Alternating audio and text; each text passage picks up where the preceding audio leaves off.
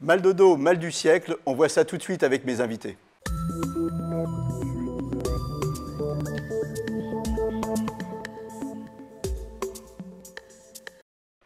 Avec moi sur le plateau, le professeur Bruno Fautrel, vous êtes rhumatologue à la Pitié. Elisabeth Soublet, vous êtes directrice médicale EOS chez EOS Imaging. Et Marc Patier, on va commencer avec vous. Vous avez mal au dos. Oui, c'est pour ça que vous êtes là aujourd'hui sur le plateau. Alors tout a commencé en fait avec un colis, tout bêtement. Comment ça s'est passé? Bien, j'étais dans mon linéaire, je fais régulièrement de la manutention et un geste métier que je fais au quotidien régulièrement m'a créé une douleur aiguë au niveau des lombaires. Enfin, du bas du dos, parce que maintenant je sais que c'est ce qu'on appelle la zone lombaire, et une hernie en même temps inguinale qui a été opérée ensuite. D'accord. Donc en fait, vous êtes tout bêtement au boulot, journée vraiment classique. Normal, j'étais chaud. Voilà, vous étiez chaud, mais peut-être trop chaud parce que vous ne faites pas attention, froid, et là, tout à coup, le gros mal de dos. Et donc après, alors, une hernie en même temps ou après, comment ça s'est passé? Ça a dû se produire en même temps. De toute façon, c'est arrivé quasi simultanément. C'est-à-dire que ça s'est mis à gonfler quelques heures plus tard. Donc ça m'a alerté. J'ai été voir mon médecin. Donc j'ai déclaré l'accident au niveau de mon travail. Et donc j'ai été opéré. C'était une hernie inguinale. Pas une hernie discale, oui, attention. Alors voilà, c'est où ça? Un inguinal, c'est dans l'aine. C'est dans l'aine, exactement. Voilà. Et c'est un problème de tube digestif qui vient, une anse du tube digestif qui vient se coincer dans un petit orifice. Et au moment où on fait l'effort de soulèvement, ça augmente la pression de l'abdomen. Ce n'est pas forcément à ce moment-là, mais en tout cas, c'est un moment où on peut avoir un blocage de cette petite hernie. Alors vous aviez l'habitude de faire du sport et puis après, vous vous retrouvez coincé, suite à l'opération, je n'avais pas le droit de faire d'efforts, donc là c'était interdit pendant 2-3 mois et mon mal de dos s'est effectivement installé. Et, quand j'ai voulu reprendre une activité, même avec un kiné, j'en étais incapable, ça me faisait peur parce que j'avais mal. Tout bêtement, je n'arrivais pas à retrouver une mobilité, une fluidité, vous aviez une résistance. Du sport et puis en même temps, quand vous en faisiez, vous aviez mal, donc vous aviez après peur d'en faire. Et en fait, c'est un cercle vicieux qui s'installe tout à fait. Et alors là, vous faites un rendez-vous rhumato. Oui, suite à plusieurs arrêts consécutifs et des médecins qui ne me proposent pas spécialement de choses, j'ai pris un rendez-vous avec un rhumatologue spécialisé à Paris. Et dans le même temps, je m'étais renseigné sur les fameux stages à l'effort sur Internet, c'est bien Internet pour ça. Et j'avais fait une demande d'inscription auprès de la Pitié et ça m'a été confirmé de le faire par la rhumatologue que j'ai vue à Paris. Donc là, vous commencez un stage? Oui, c'est un stage intensif de 1 mois.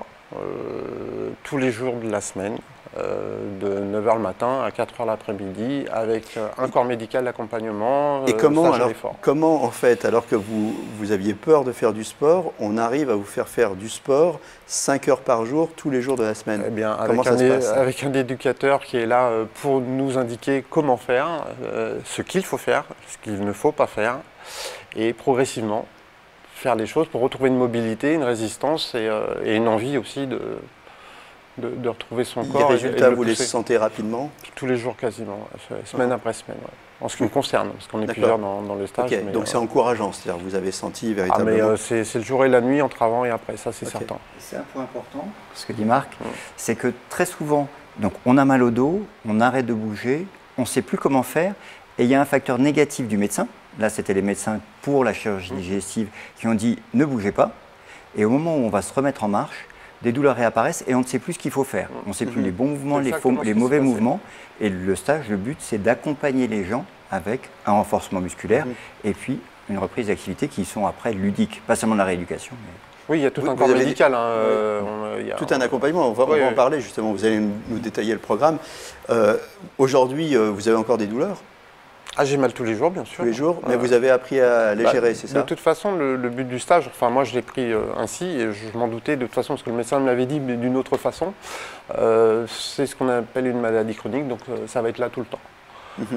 Donc après, il faut arriver à le gérer dans le temps, dans les journées, et donc je viens de me rendre compte vraiment que c'était complètement possible, et après il faut adapter sa vie à son mal de dos et pas l'inverse. Donc, alors, je vais m'attacher à faire ça. Professeur Bruno Fautrel, on va parler de ce stage, mais vous m'avez dit un truc en préparant l'émission qui m'a étonné. Vous m'avez dit, dans la majorité des cas, sauf cas très très graves, on peut se débarrasser soi-même de son mal de dos si on fait ce qu'il faut.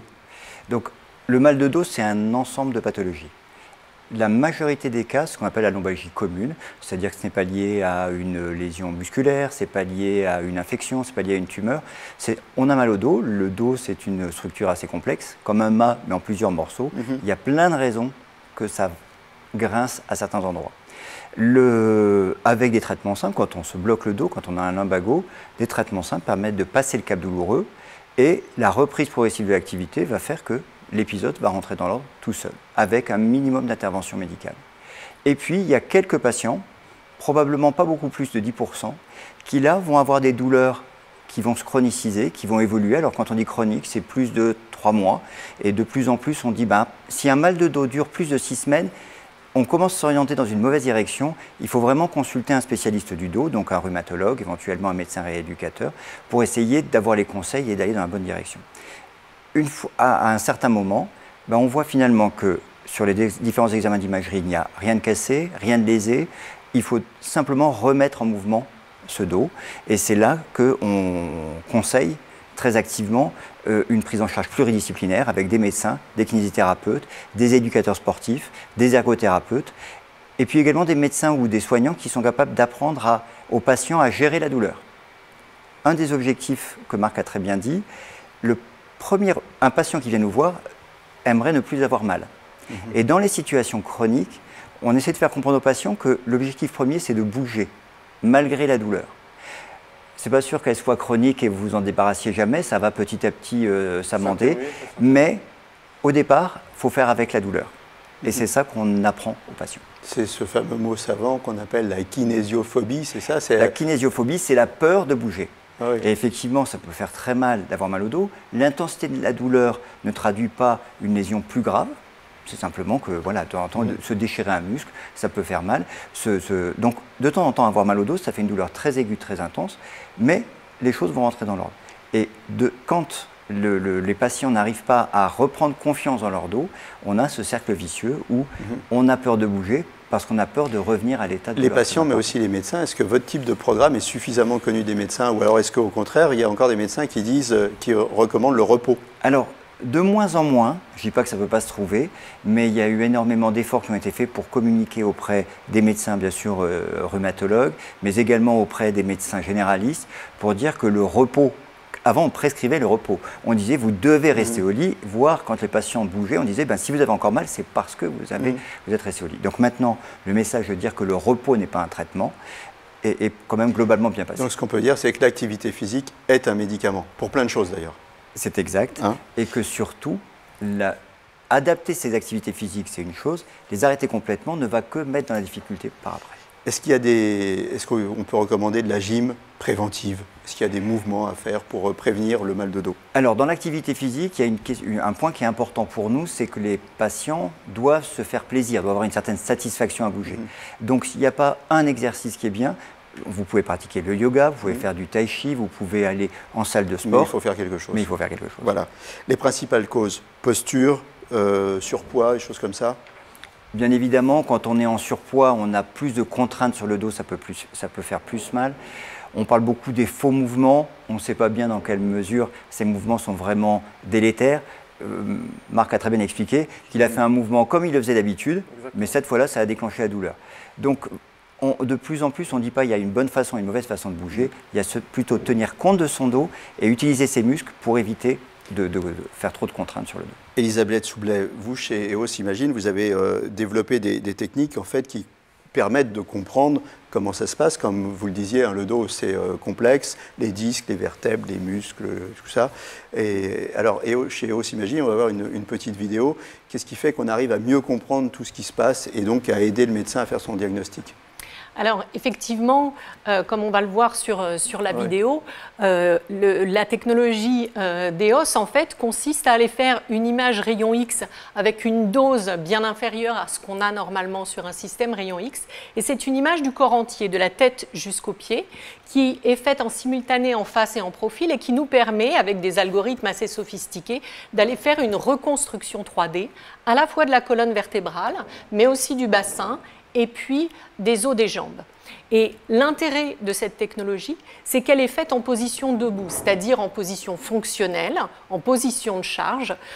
Et c'est effectivement dans cette position-là que les gens en général ont mal au dos. Donc on peut vraiment voir l'empilement de l'intégralité du squelette. Voilà, donc ça c'est le point fort, hein, je me permets de le souligner, ce n'est pas le seul point fort, mais effectivement si on fait une image allongée, on ne va pas voir les contraintes qui sont exercées, alors que si on la fait debout, là on va véritablement voir ce qui se passe. Hein, c'est ça l'originalité de cette technique. Voilà, exactement. Et on peut avoir des gens qui ont mal au dos, alors qu'en réalité, le mal de dos vient d'autre chose. Ça peut être une longueur de jambe différente, par exemple, qui va du coup créer un déséquilibre.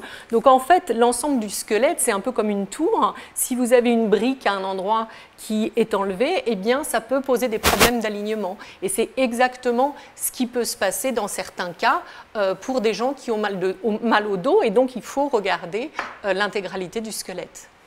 Vous êtes d'accord avec ça, professeur? Alors, on ne va pas le faire pour tous les patients, mais effectivement, le fait d'avoir une imagerie en position debout ou assise, d'ailleurs, mais en tout cas pas allongée, ça permet de voir le positionnement et l'alignement des vertèbres et du bassin dans le mouvement qui éventuellement est le plus douloureux. Donc, ça apporte des informations complémentaires. Ça va être un examen qui sera par exemple intéressant au moment où on discute d'une intervention chirurgicale, pour finalement savoir dans quelle mesure on va lever un conflit et on va permettre d'améliorer les choses.